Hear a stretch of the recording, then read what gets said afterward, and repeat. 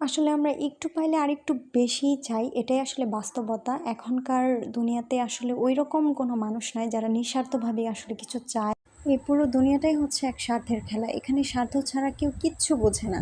স্বার্থ ছাড়া কারো সাথে কথাটা পর্যন্ত বলতে আসে না। আর কাউকে হেল্প করা সেটা তো অনেক দূরের ব্যাপার।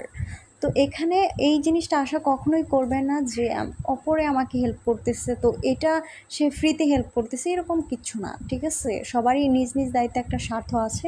স্বার্থের জন্যই সবাই আপনার সাথে চলতেছে ফিরতেছে, এইটাই। তো আজকে আমি আমার ভিডিওটা আপাতত এ পর্যন্তই রাখছি। পরবর্তী ভিডিও পেতে তোমরা সবাই আমাকে সাপোর্ট করবা, আমার পাশে থাকবা, আমার পেজটা ফলো দিয়ে রাখবা। তো খোদা হাফেজ।